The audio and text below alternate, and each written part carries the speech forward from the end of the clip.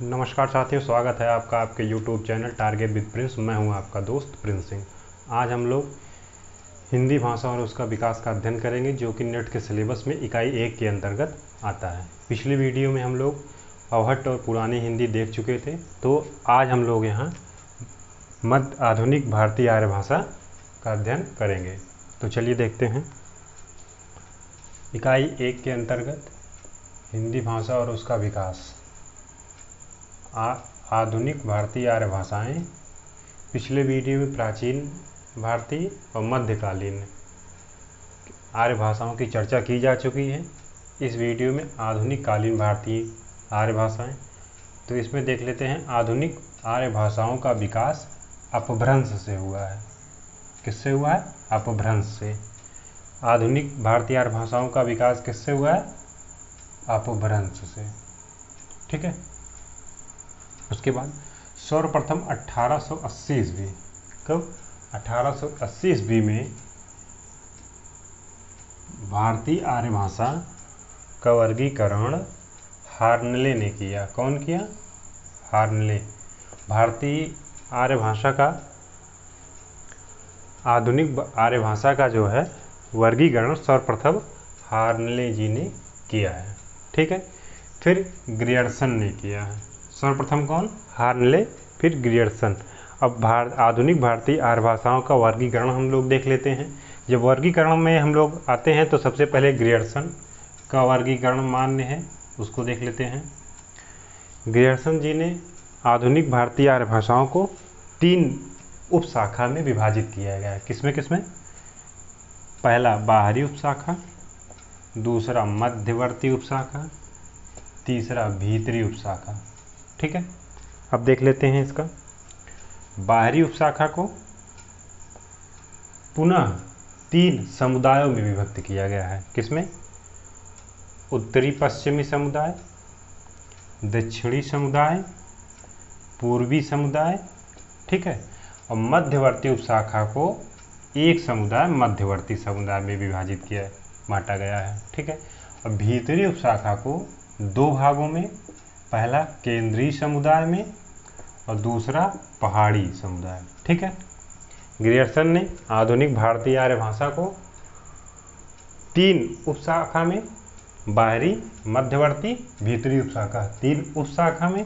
फिर बाहरी उपशाखा को 3 में, उत्तरी पश्चिमी समुदाय, दक्षिणी समुदाय, पूर्वी समुदाय। मध्यवर्ती उपशाखा को मध्यवर्ती समुदाय में और भीतरी उपशाखा को 2 समुदायों में, केंद्रीय और पहाड़ी समुदाय। ठीक है। अब इसके अंतर्गत आने वाली भाषाओं को देख लेते हैं। तो बाहरी उपशाखा के उत्तरी पश्चिमी समुदाय में 2 भाषा आती है। कौन कौन सी? लाहंदा और सिंधी। ठीक है। अब दक्षिणी समुदाय में देख लेते हैं। दक्षिणी समुदाय में सिर्फ एक भाषा आती है। कौन सी? मराठी। ठीक है। वहीं ग्रियर्सन के बाहरी शाखा के अंतर्गत पूर्वी समुदाय में देख लेते हैं कौन कौन आता है। पूर्वी समुदाय में उड़िया, बिहारी दूसरा, तीसरा बांग्ला, ठीक है, चौथा असमिया। ठीक है।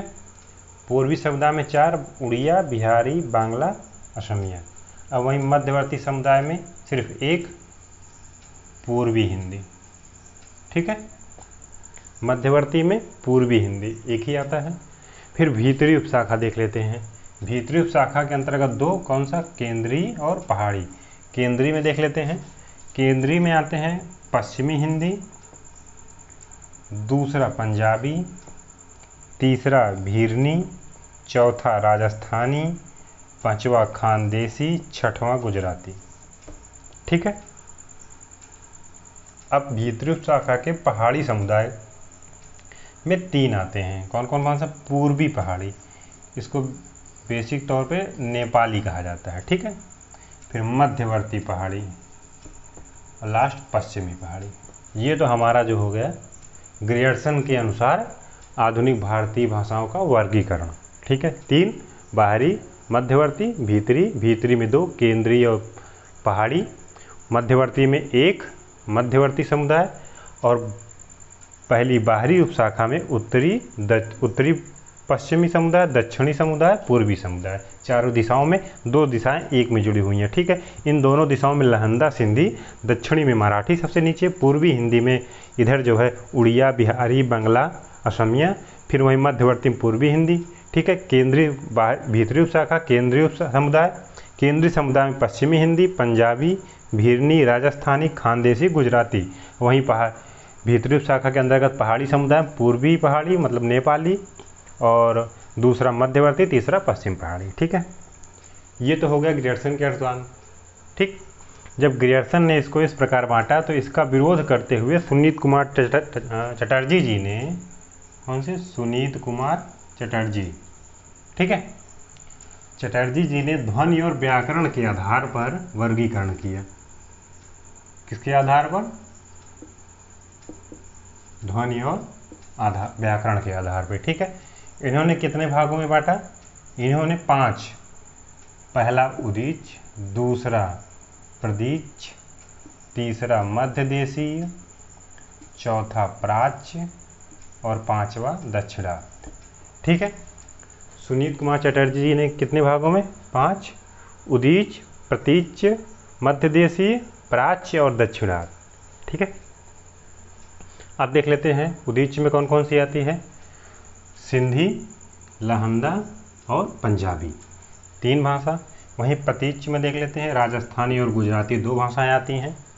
मध्य देशी में पश्चिमी हिंदी, ठीक है, और प्राच्य में पूर्वी हिंदी, बिहारी, असमिया, बांग्ला। वहीं दक्षिणार्थ में केवल मराठी। ठीक है, ये वर्गीकरण हो गया। उदीच में 3, सिंधी, लहंदा, पंजाबी, प्रतीच्य में राजस्थानी और गुजराती, मध्य देशी, पश्चिमी हिंदी, प्राच्य में पूर्वी बिहारी, असमिया, बांग्ला, दक्षिण में मराठी। ये वर्गीकरण खासकर इसमें से एक सवाल लगभग पूछ लेता है नेट में। ठीक है, कि राजस्थानी सुनीत कुमार चटर्जी जी के अनुसार किस उपशाखा में है? तो प्रतीच्य में। ठीक है, या ग्रियर्सन के अनुसार पूछ लेता है। तो ये तो हो गया आधुनिक आर्य भाषाओं का वर्गीकरण। आज इतना ही। हम लोग अगले वीडियो में इन भाषाओं का परिचय प्राप्त करेंगे, इनकी थोड़ी थोड़ी विशेषता, जितनी आवश्यकता है नेट में एग्जाम में आने की संभावना है, उतना अध्ययन हम लोग अगले वीडियो में इसकी विशेषताओं के माध्यम से करेंगे। ठीक है, धन्यवाद। आज इतना ही। वीडियो अच्छा लगा हो तो लाइक, शेयर और सब्सक्राइब करना ना भूलें।